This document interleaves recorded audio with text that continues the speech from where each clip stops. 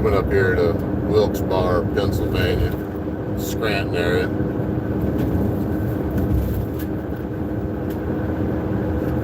Thought let's have little road sounds. But, Scranton Joe, I couldn't help but think about some of the Stoic principles I've been studying lately, so maybe I'll talk about one of them in a minute.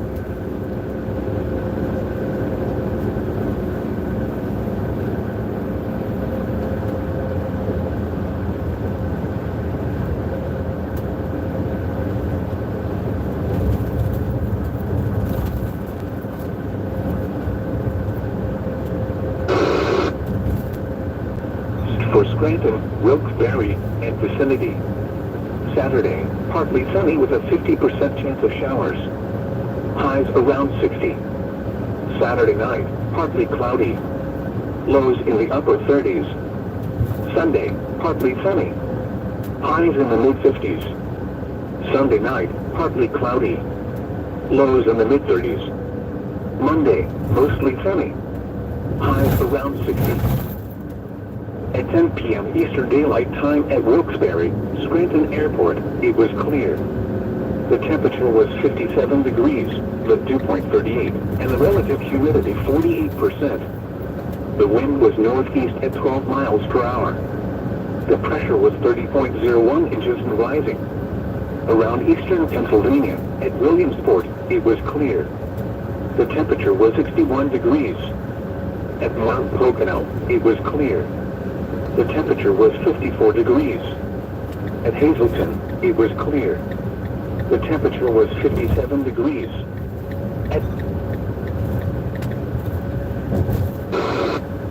Well, it sounds like it's going to be a decent night tonight. Anything above 30, I sleep really comfortable. Just a sleeping bag.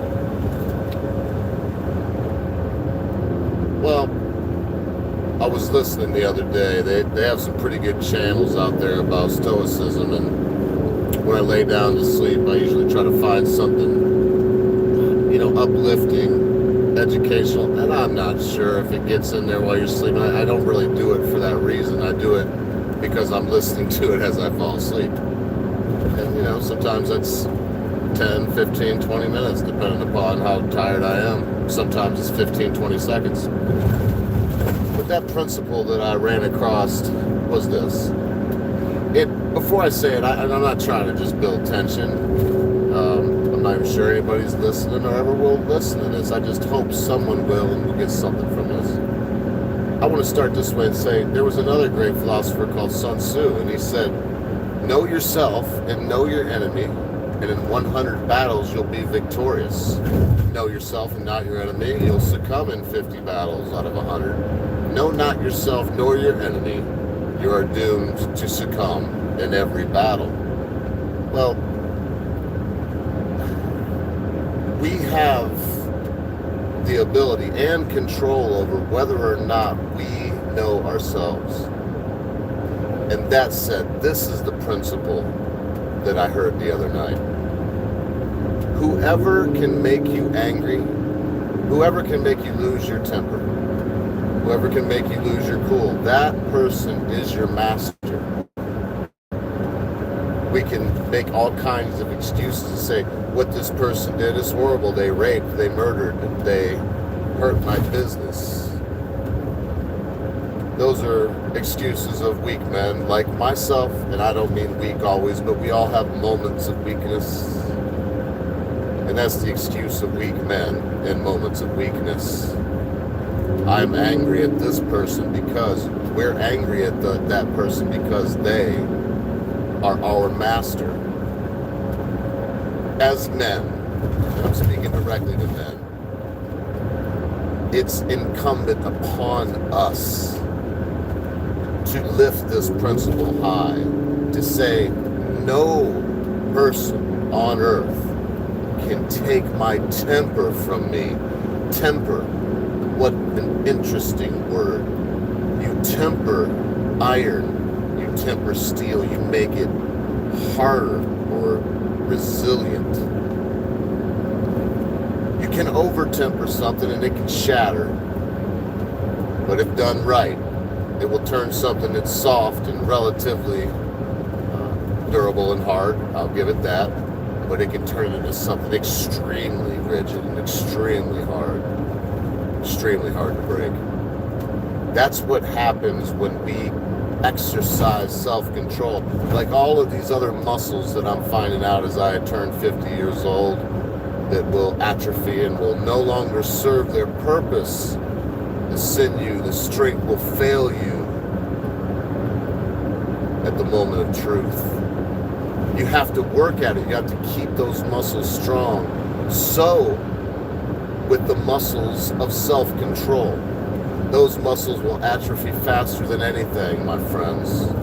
My fellow brothers, it's us.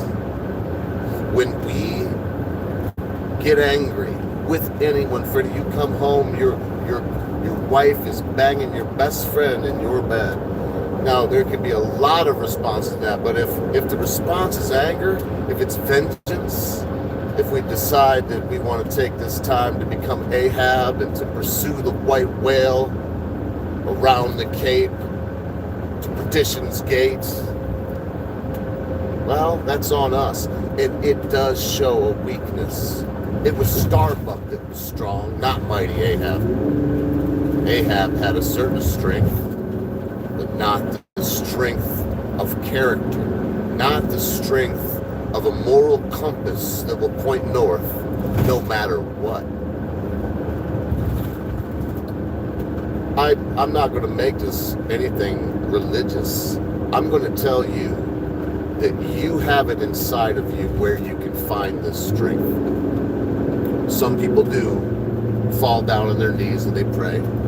Some people stand up on their feet and pray. Some people don't pray at all. They stand defiant with a clenched fist. And eventually that fist relaxes because they're exercising that muscle of self-control. They're not allowing someone to come into their sanctus sanctorum, their interplace, the spot inside of their very soul, right into that pineal gland, into the very center, your third eye, and allowing them to pollute that eye, allowing them to come in and avert your attention from things that you need to focus on. There's things that you need to change. There's things that I need to change.